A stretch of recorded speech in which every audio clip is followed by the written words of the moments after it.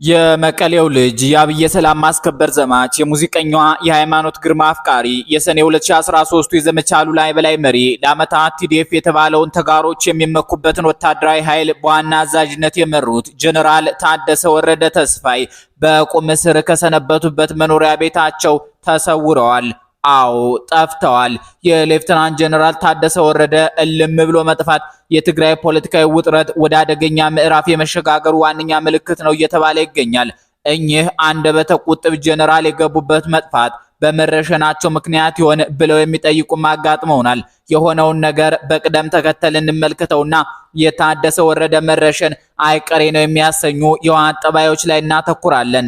እነሆ የቡሬውን ዘማች አሰብን ለኢትዮጵያ ለማስመለስ ጦር እየመራ ያዋጋውን ጀነራል በሰሜን ኢትዮጵያው ጦርነት ወሎ ውስጥ ተገደለ ተብሎ እስከ ቅርብ በሕይወት የነበረውን ሌፍተናንት ጀነራል ታደሰ ወረደ ተስፋ የተባለ ሰው ፍለጋ አብረን ተሰማርተናል። የፍለጋው አካል ለመሆን ለአፍታ ከዚህ ዝግጅት ጋር እንዲዘልቁ ተጋብዘዋል።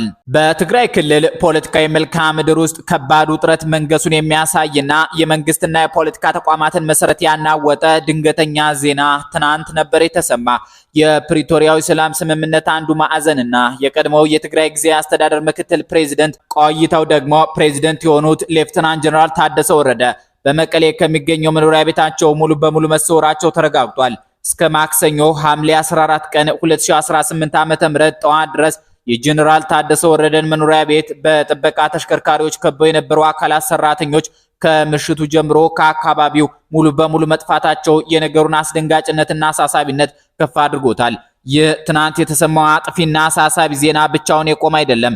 ከዚህ ይልቅ ከቀናት በፊት በክልሉ ውስጥ የተካሄዱ አሰቃቂና ስውር የኃይል እርምጃዎች ውጤትና ማሳያ ነው። ከቀናት በፊት በተሰሙ መረጃዎች መሰረት ጀነራሉ ከስልጣን ከተነሱበት ከሚያዝያ 30 ቀን 2018 ዓ.ም ጀምሮ በተግባር በቁም እስር ላይ እንደሚገኙ የቅርብ ሰዎቻቸውና የቤተሰብ አባላት አረጋግጠዋል።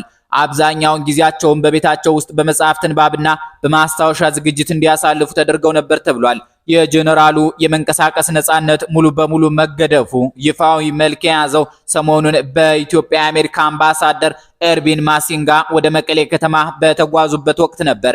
ከአሜሪካው አምባሳደር ጋር ሊያደርጉት የነበረው ወሳኝ ቀጠሮም በድንገት በተጣለ ወታደራዊና የደህንነት እገዳ ሳይሳካ ቀርቷል።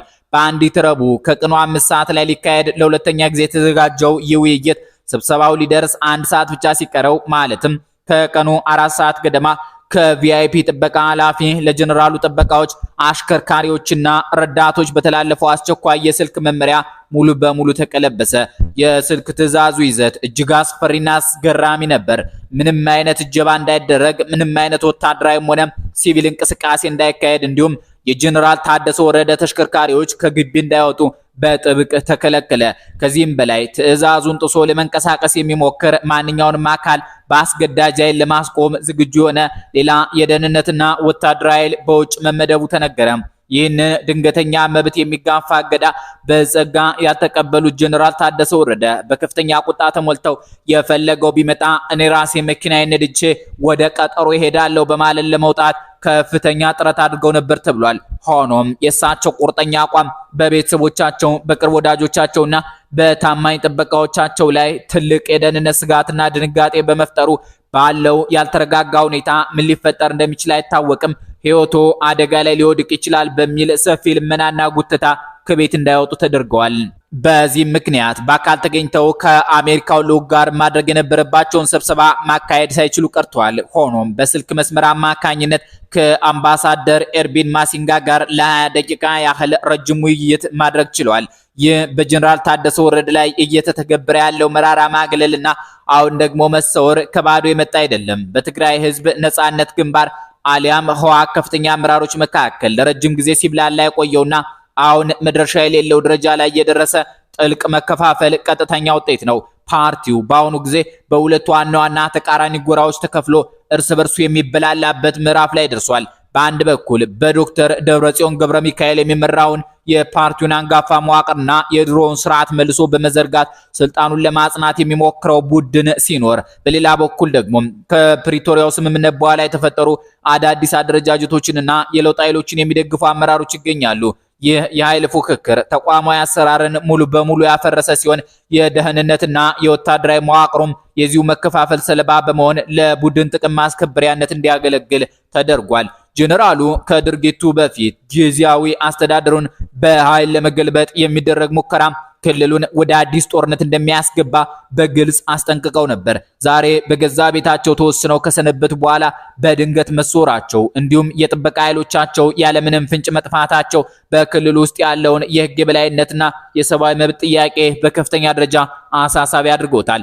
በህወሓትና በፌዴራል መንግስት መካከል የፖለቲካ ውጥረት በነገሰበት እንዲሁም የድርጅቱ ውስጣዊ መከፋፈል ወደ ግል ጥላቻና አንዱ ሌላውን የማጥፋት ስትራቴጂ በተሸጋገረበት በዚህ ጊዜ የጀነራሉ ከአካባቢው መሰወር በትግራይ ክልል ላይ ተጨማሪ ማህበራዊና ፖለቲካዊ ቀውስ እንዲሁም አዲስ የጸጥታ ስጋት መጋረጡ የማይቀር መሆኑን የፖለቲካ ታዛቢዎች በጽኑ ያስጠነቅቃሉ። እናም በዚህ ሰሞን በትግራይ ፖለቲካዊና ወታደራዊ ምህዳር ውስጥ ከፍተኛ ጥያቄዎችን ካጫሩት መሰረታዊ ጉዳዮች አንዱ የሌፍተናንት ጀነራል ታደሰ ወረደ ተስፋዬ የገቡበት መጥፋትና አሁን ያሉበት ጣፋንታ ለመታወቅ ነው። ከወራት በፊት እኔ የማስረክበው ስልጣን የለም፣ መረካከብ የሚባል አርቲፊሻል ጨዋታ ውስጥ ማልገባም በማለት በድፍረት ያስተላለፉት መልእክት ዛሬ በክልሉ ውስጥ ስላለው ጥልቅ ውጥረትና የኃይል አሰላለፍ ፍልሚያ ማሳያ ሆኖ ቀጥሏል። ምናልባትም የንግግራቸው ህይወታቸውን ከጣፋጯ ሙዚቀኛ እቅፍ ነጥቆ ወደ ገነት ወስዶት እንዳይሆን የሰጉ በርክተዋል። ሌፍተናንት ጀነራል ታደሰ ወረደ ዛሬ የቁም እስረኛ ወይም ሟች ካደረጓቸው ሌሎች የትግራይ ወታደራዊ አመራሮች በሰፊው የሚለዩበት በገነቡት ሀገራዊ አህጉራዊና ዓለም አቀፍ ራዕይ ነው። በተለይም በሱዳን አብዬ የነበረውን ግጭት ለማብረድ በተባበሩት መንግስታት ድርጅት መሪነት የተከናወኑ የሰላም ማስከበር ተልእኮዎችን በዋናነት በመምራት ረገድ ከፍተኛ ሚና ተጫውተዋል። በዚህም የተነሳ ዓለም አቀፍ ሰው ይሰኛሉ። ይህ ዓለም አቀፍ ተሞክሮ ኢትዮጵያ የአሰብ ወደብ ባለቤት ናት ብለው ቡሬ ግንባር ላይ ካዋጉበት ታሪካቸው ጋር ሲደመር ስብናቸውን ከቀርቃሃ ከጠበበ የጎጥ አስተሳሰብ ከፍ አድርጎታል።